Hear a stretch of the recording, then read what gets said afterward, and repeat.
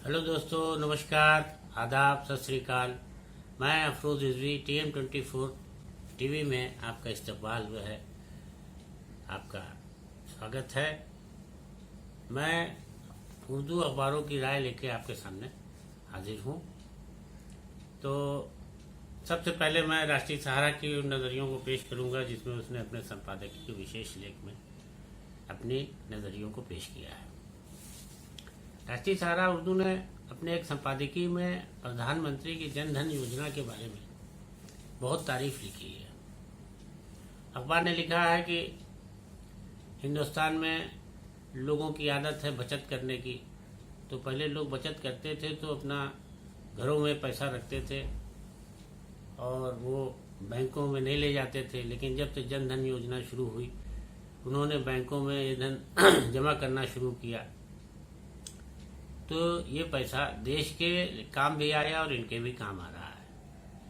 अखबार ने प्रधानमंत्री के जन खाते खुलवाए जाने पर प्रशंसा करते हुए लिखा कि अब तक 1,40,00,000 रुपए आज देश के काम आ रहा है, मगर यही रकम अपने पास जमा रखते तो किसी के काम ना आती, वो वहीं जमा पड़ी रहती घरों में ही। आज इस रकम से मुल्क और आवाम दोनों को फायदा पहुंच रहा है और खाते खुलेंगे तो और भी ये कारगर साबित होगा। अखबार लिखता है कि दरअसल हमारे मुल्क में लोगों को थोड़ी बहुत बचत करने की आदत है, यानी अपनी बचत करने की आदत को वो अभी भी ज़रूरी समझते हैं। वो समझते हैं कि जब हमारे पास संकट आएगा तो अपनी कमाई के बचे पैसे हम इस्तेमाल कर सकेंगे। तो ये अभी तक उनके घरों में ही रहता था, लेकिन जन धन योजना आने के बाद वो बैंकों तक पहुंच गया।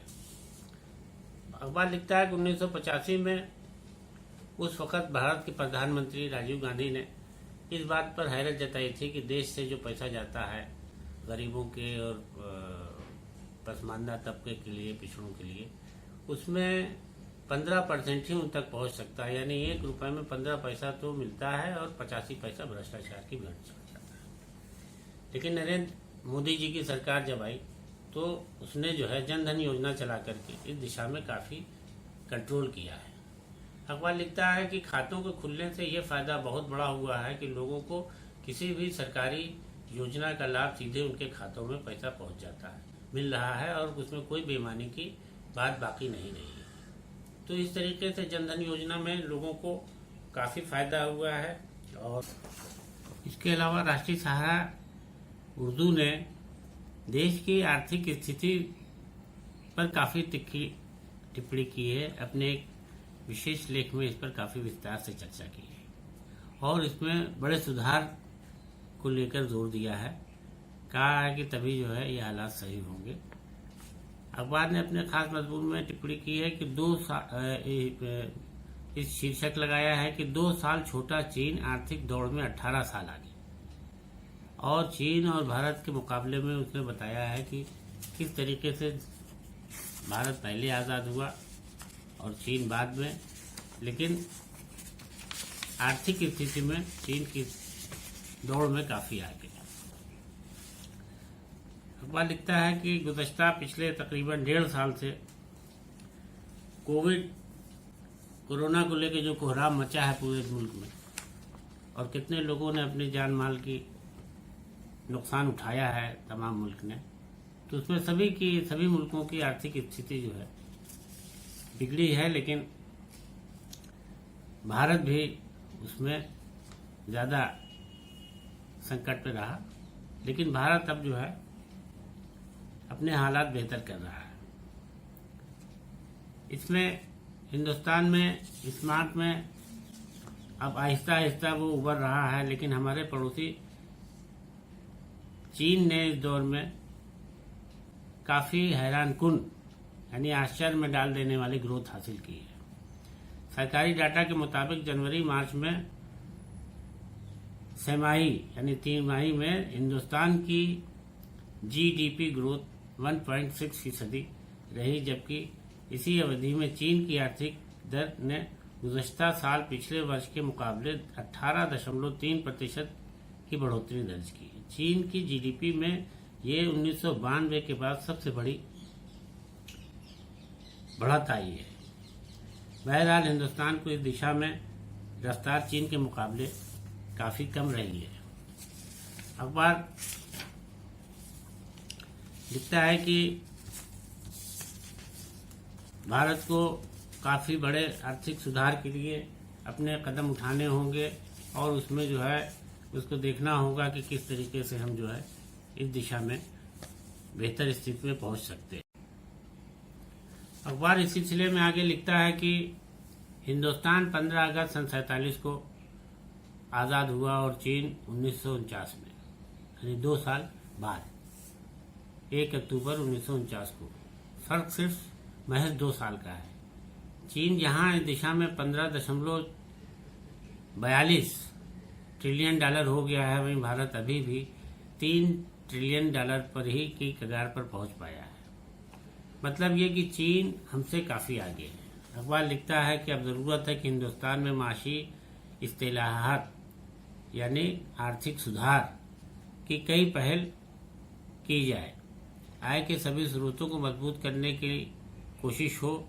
यही चीन के मुकाबले में खड़े होने की लाजमी शर्त है, क्योंकि जब तक ये नहीं होगा तब तक हम एशिया के किसी बाजार में लोगों के मुकाबले में बेहतरी नहीं पा सकते, बेहतर हालात संभव नहीं है।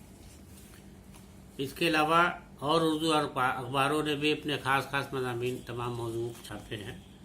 इसमें कश्मीर उज़्मा अखबार लिखता है, कश्मीर माशरे में ख्वाजा सराओं को दरपेश मुश्किलात, यानी वहाँ किन्नर जो हैं तमाम मुश्किलात से जूझ रहे हैं।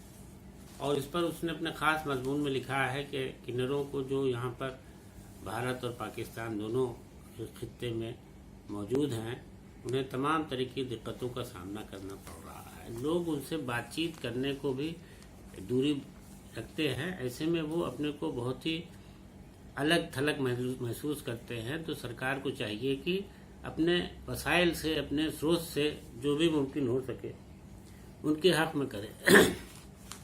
अखबार लिखता है कि ऐसे तमाम किन्नरों से यानी ख्वाजा सराओं से बातचीत की गई तो उनका कहना है कि हमें संविधान में तमाम हुकूक जो दिए गए हैं वो हमें मिलने चाहिए।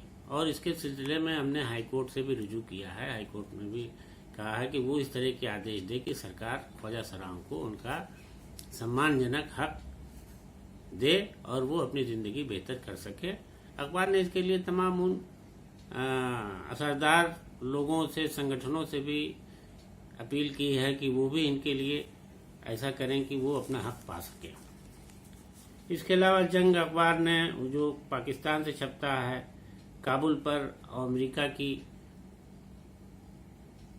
क्या सोच है इस पर एक पूरा तफसीली वो लिखा है उसने मजमून। दुनिया अखबार ने एक सुर्खी लगाई है बरतानवी राज और मज़ाहमत की कहानी। इसके अलावा पाकिस्तान रोजनामा ने तालिबान के इम्तिहान शुरू, अमेरिका की हिकमत अमली क्या है, इस मजमून से एक अपना खास रिपोर्ट पेश की है। अखबार लिखता है कि काबुल हवाई अड्डे के करीब होने वाले खुदकुश धमाकों की वजह से तकरीबन 72 अफराद जाँ बहक हुए हैं, यानी मारे गए 72 लोग। इनमें अफगान औरतें और बच्चों के अलावा 12 अमेरिकी फौजी भी शामिल हैं, जबकि 150 से ज़्यादा लोग जख्मी हुए जो अस्पताल में मुंतकिल किए गए। खबरों के साथ ये भी बताया जा रहा था कि अमेरिका की बरतानिया और ऑस्ट्रेलिया ने भी पहले ही बता दिया था कि इस तरह का खदशा है कि यहाँ पर काबुल हवाई अड्डे। अखबार आगे लिखता है कि ये वो हालात हैं जिनके होते हुए अचानक धमाके हुए और दाइश ने जिम्मेदारी भी कबूल कर ली। यूं अमेरिका का ये कहना कि अफगानिस्तान में दाइश मौजूद है जो खतरनाक हो सकती है, इसके जवाब में तालिबान के तर्जुमान ने कहा था कि अब अफगानिस्तान में किसी तशद्दुद पसंद ग्रुप की मौजूदगी बर्दाश्त नहीं की जाएगी। अगर कहीं कोई ऐसा वाक़या होगा तो सख्त कार्रवाई की जाएगी। तो हम धमाकों की और जानी नुकसान के हवाले से जो जैसे कहें अमेरिका हर एक अपने तजिए के मुताबिक इस पर रोशनी डाल रहा है, तो सही क्या है ये तो किसी जांच से ही पता चलेगा। हालिया हालात की रोशनी में जहां अफगानिस्तान का असासा मुंजमद किए गए, वहीं पर माशी पाबंदियों की धमकी भी दी जा रही है। लेकिन तालिबान तो ये कह रहे हैं कि वो हर शोबे में के मुताबिक हुकूमत करेंगे और कवानीन भी शरई होंगे, लेकिन इस्लामी रवायात के ही मुताबिक इंसाफ भी दिया जाएगा और पूरी तरह से लोगों के साथ इंसाफ किया जाएगा। तिजारत में और दूसरे शोबों में भी लोगों की पूरी मदद की जाएगी। तो तालिबान इस तरीके से एक इम्तिहान के दौर से गुजर रहा है जिसमें वो उसको तमाम चुनौतियों का मुकाबला करना पड़ेगा। इसके अलावा सियासत अखबार ने भी पंजाब और कांग्रेस के सिलसिले में जो उठापटक चल रही है उस पर काफ़ी तफसील से अपनी रिपोर्ट प्रकाशित की है। अखबार लिखता है कि पंजाब में कांग्रेस का बहरान ऐसा लगता है कि थमने का नाम नहीं ले रहा है। रियासत में कांग्रेस के लिए नवजोत सिंह सिद्धू एक मसला बन गए हैं। वो प्रदेश कांग्रेस के सदर रहते हुए ऐसा लगता है कि हुकूमत के अख्तियारात हासिल करना चाहते हैं। तो इस सिलसिले में और भी अखबारात में कौमी खबरें ने भी तमाम अपने मज़ामीन और जमा दोस्त उर्दू ने अपने तमाम मजमून और एडिटोरियल के ज़रिए देश और दुनिया के हालात पर रोशनी डाली है। तो दोस्तों, आज इतना ही, फिर आपके सामने उपस्थित होंगे। तब तक के लिए नमस्कार।